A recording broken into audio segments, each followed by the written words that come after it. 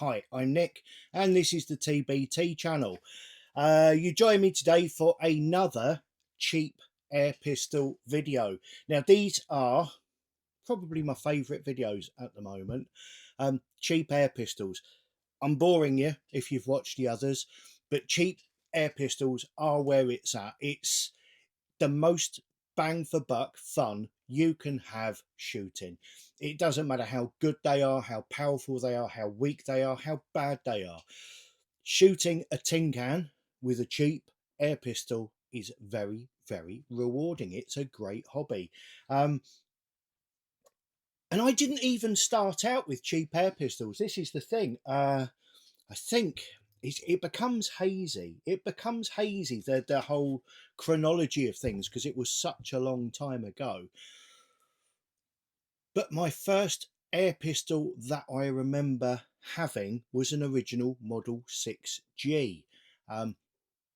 Back in probably 1983-ish, and I bought it off of Billy Croucher, who lived in Sissinghurst, for 15 quid. His dad went potty, but I bought it off of him for 15 quid, and it was an expensive air pistol.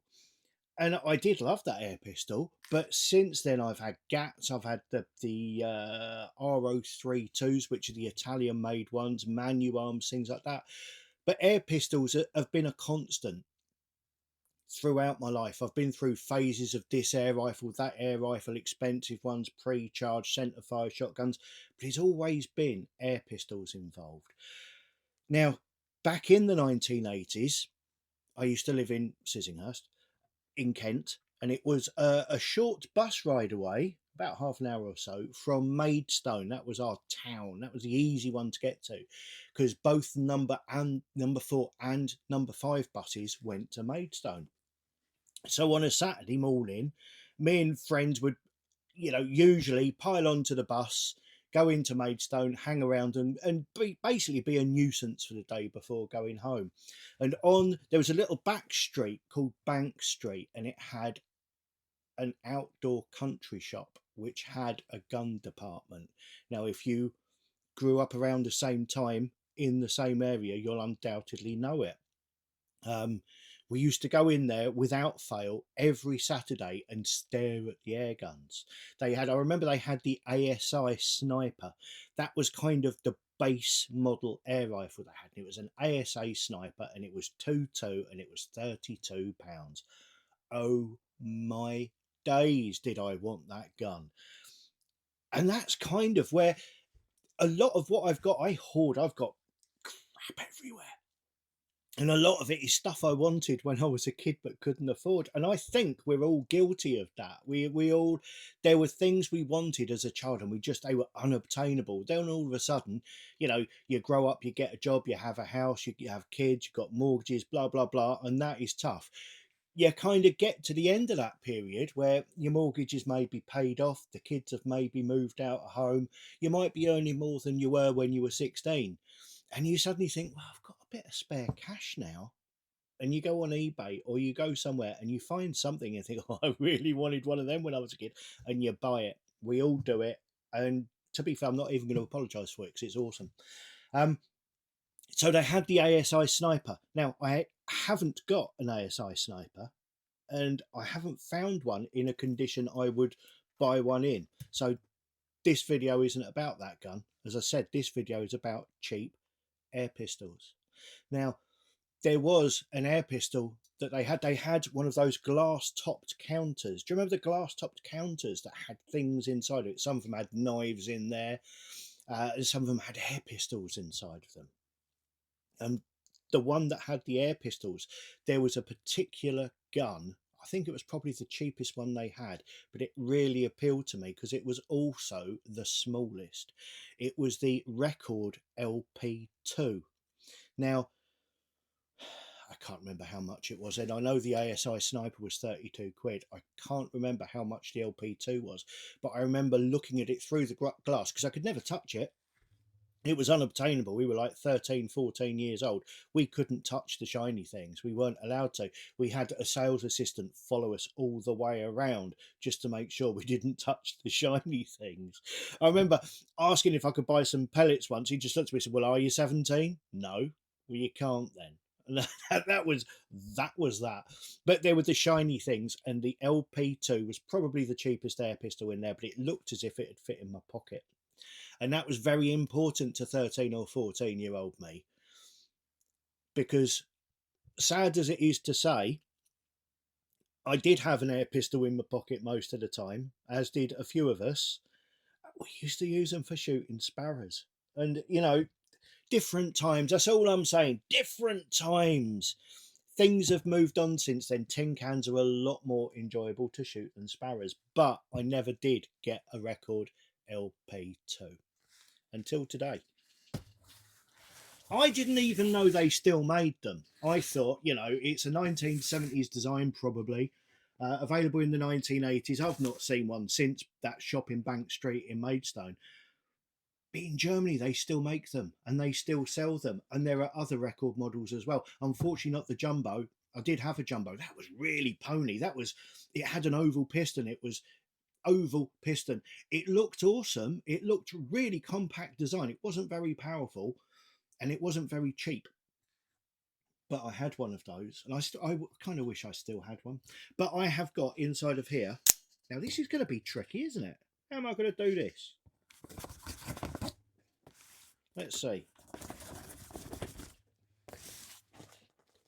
Cut away from your face, obviously.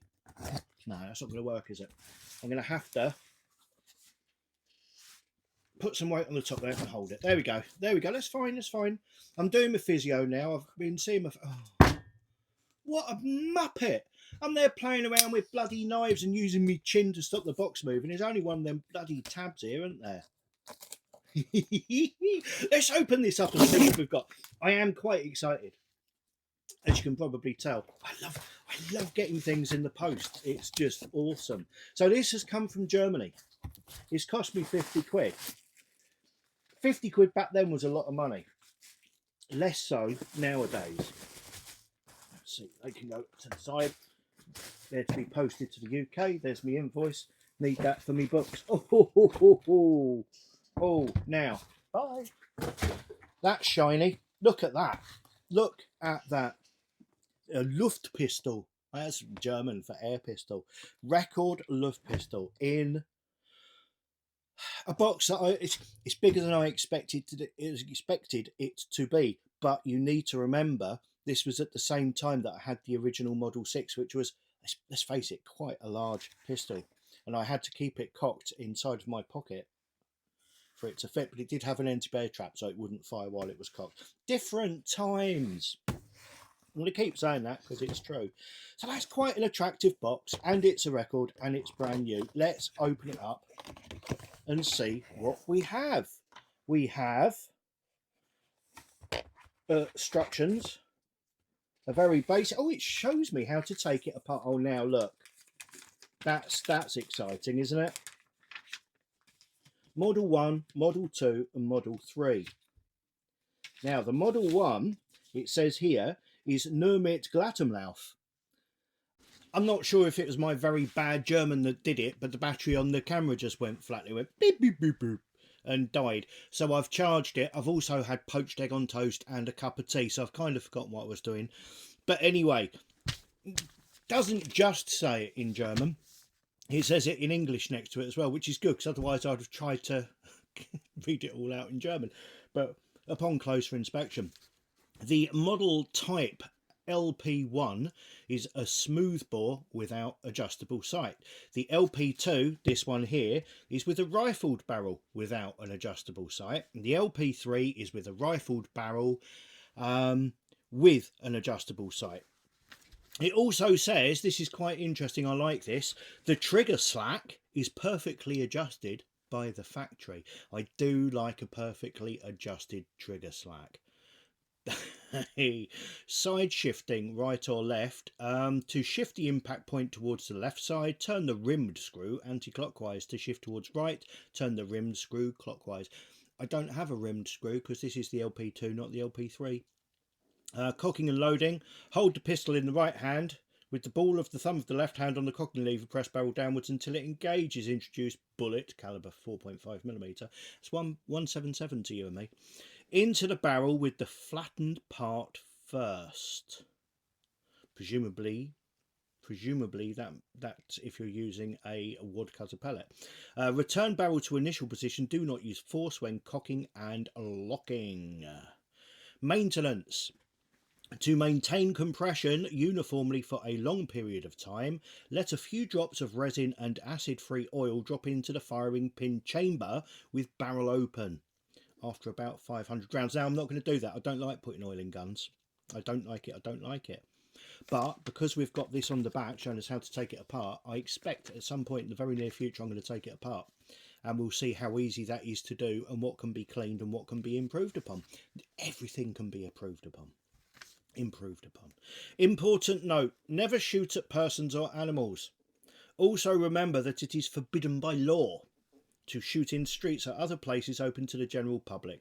Firearms may be given only to persons over the age of 18 years of age. Do you know why you don't give these to under 18-year-olds? Because they go home with lots of little bruises all over their body and the mum says, "Where's that come from?" "I don't know, mum. We didn't used to shoot each other with air pistols or anything." So there we go. Instructions with a stripped down diagram on the back. And that's lovely. So let's take the gun out and have a feel of it. Oh, now that does feel nice. That feels very nice. It's quite light, but it feels solid. The grip across their twixt thumb and forefinger is very narrow. That makes it feel small and compact. It's longer than I remembered it being, but it was 40 years ago. But it's not a big air pistol by any means. And it feels good. It's got, now, this has just come out of the box, so it should be uncocked and unloaded. But just to be sure, just open it up there and we'll have a look. It is cocked, uncocked, unloaded.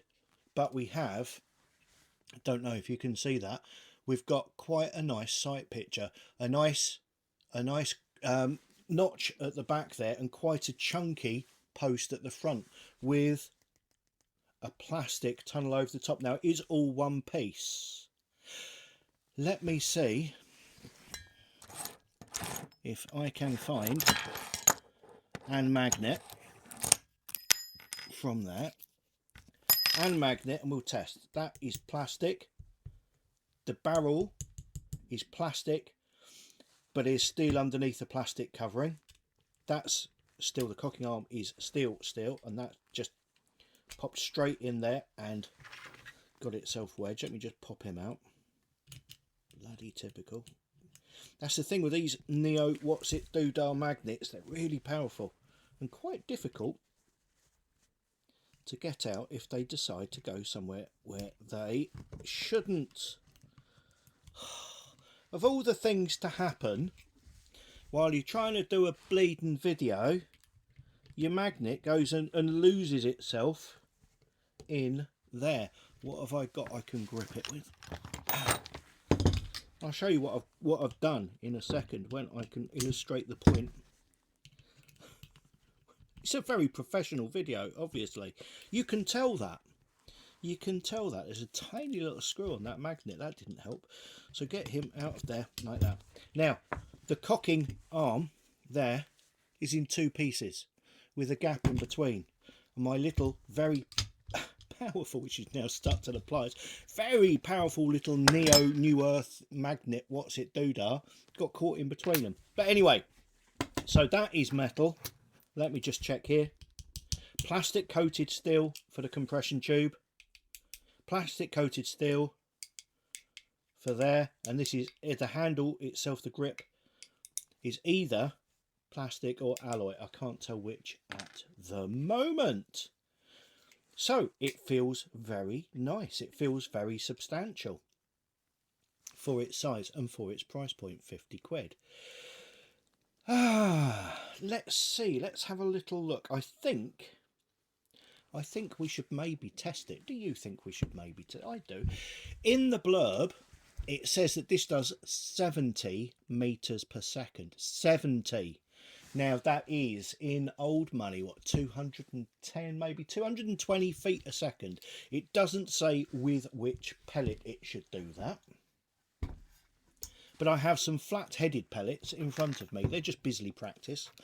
Some little 177 Bisley practices. So let's pop one through and see what feet per second we're getting. Now, I'm going to have to cock it holding it with my left hand and do the cocking with my right hand because of the shoulder. Oh, now that's nice. Look at this. Look at this. Now, when you first break the barrel, it actually fully exposes the breech. Now, with our TbT kits, when you fit a short stroke extension into a brake barrel, one of the advantages of it is when you first break the barrel drops a few degrees. And that means it lets you break the barrel, insert your pellet like this, and then simply cock it and return it in one safe and easy movement. And you can do the same with this. Now, sorry, safety glasses. We're going to put safety glasses on. I can see no safety catch on here, so it doesn't have a safety catch, so it's cocked and loaded. I've got the chrono here in front of me, and we're just going to pop one into the backstop, and we're looking for 220 feet per second. And we have got 267 feet per second. So that's better than I was expecting. And I'll tell you what, another thing, my perfectly adjusted trigger slack, that wasn't too bad either. Now, I wasn't expecting much from the trigger on this. Every spring-powered trigger, every spring-powered air pistol I've had of a price has had quite a ropey trigger in recent times. Quite a hefty pull on it. This, I wasn't concentrating on the trigger pull, I'll be honest, but it didn't feel heavy. So I'm going to fire another shot off. Okay, we're just going to concentrate, I'm not going to look. Make sure it's pointing out the backstop. We're just going to feel the trigger, and I'm going to feel for creep and weight.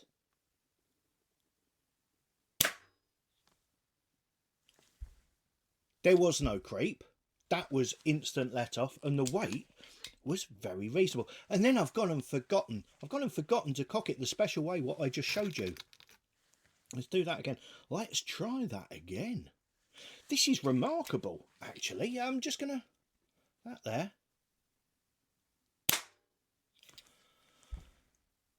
Wow. Okay, I'm impressed with that. And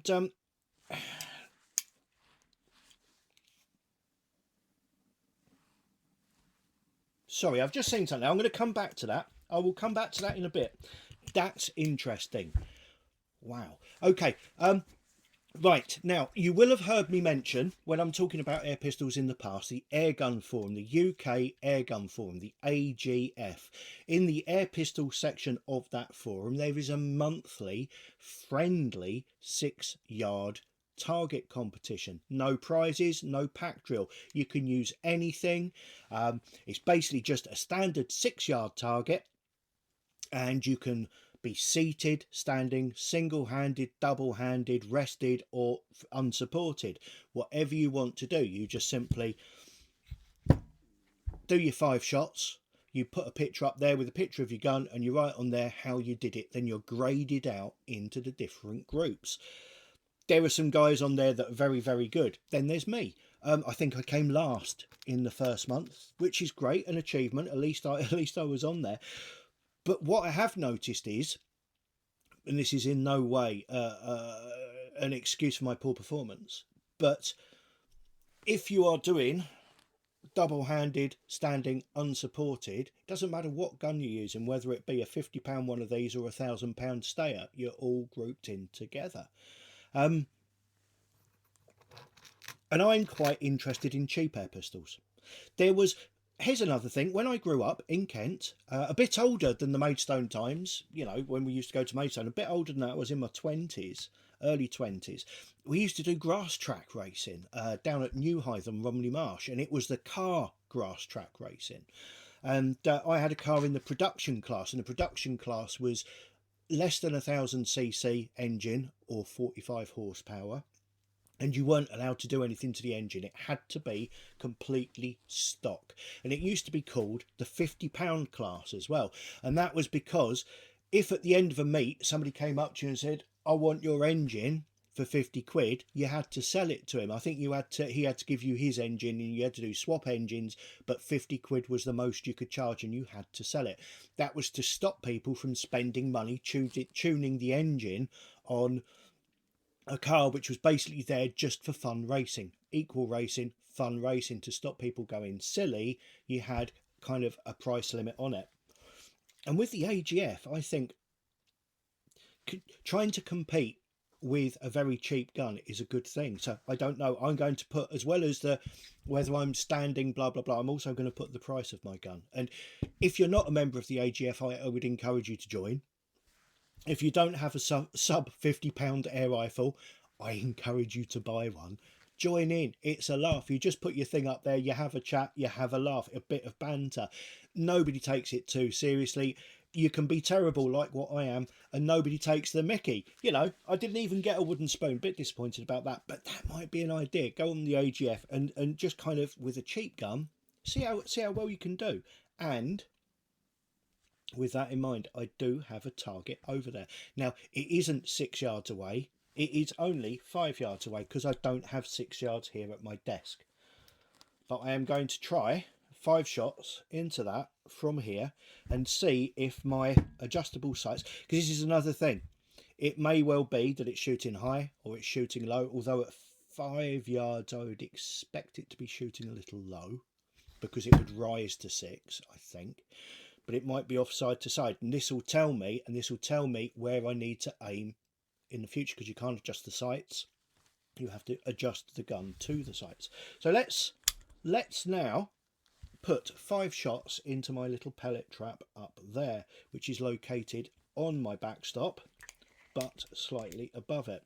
So unsupported, single-handed, into there, pop him on the ball. That one's at 2 o'clock, well, 2:30, in the red. You'll see it's not a standard target, it's a red and white one. In the 5 ring, 6 being the ball, at about 2:30. That's not bad. I mean, I'm not a great pistol shot, as I've told you. Tin cans are my métier, my raison d'être. I wonder if the French have got a word for raison d'être. Anyway.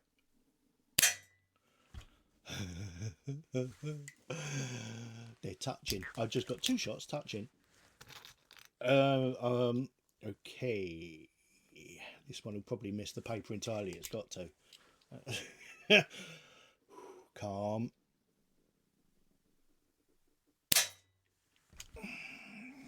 At 6 o'clock in the 6. That's 3 shots. Now that pellet dropped quite a way into the barrel, so I expect this one to be different. No, that's gone into the same hole as the first 2 did. So that's 4 shots, and I've only got 2 holes. Do you know, I'm not happy about that, because you're not going to believe I shot them. I don't believe I've shot them.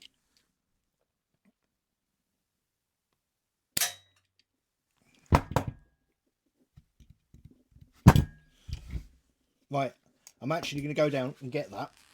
Wait there. Wait, I'm not even going to pause it.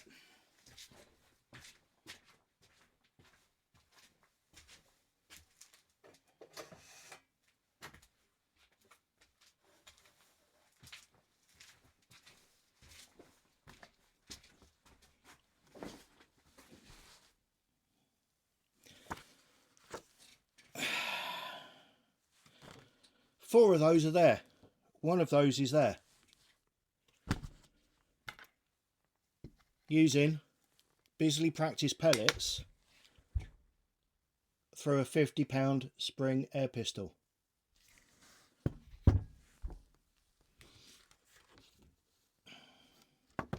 That's I'm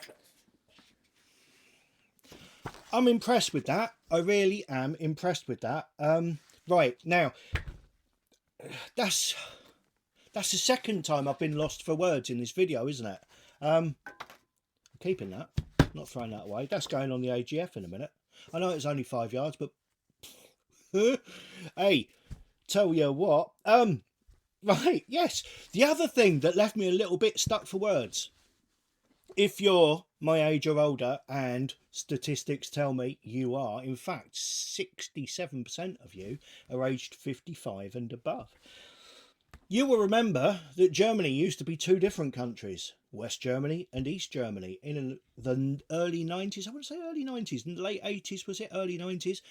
They unified. The wall came down. Everybody went, hurrah.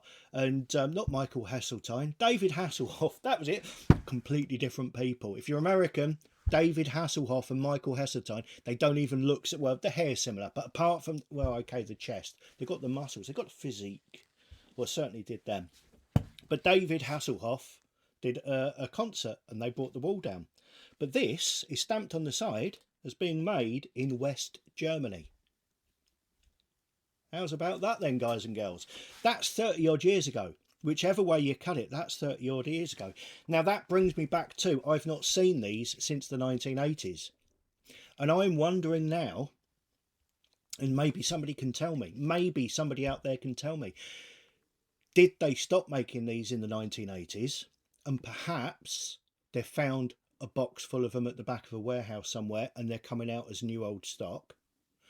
Or, because this is undoubtedly moulded, are they just still using the same moulds that they used for the original? Because that's interesting. That is interesting. Right, I'm going to go and I'm going to play and I'm going to set myself up a 6-yard range and I am going to get onto the AGF and I'm going to put up a 6-yard group with this pistol. If you don't own one of these, look for one. Having seen that West German thing there now, I'm severely tempted to get in contact with the company I've bought it from and ask them how many they've got left. If you'd be interested in buying one, let me know. It's a cheap air pistol. I'm not going to pretend it's anything other than a cheap air pistol, but boy is it nice, and we all love nostalgia. And that's it. I'm a little shocked. I'm a little shocked by how good it is. I'm a little shocked by how nice the trigger is. I'm absolutely delighted and over the moon by how nice it feels in the hand. I have wanted one of these since the early 1980s. I've never held one. I've never owned one. And I love it. I absolutely love it. Please like, subscribe, hit notifications.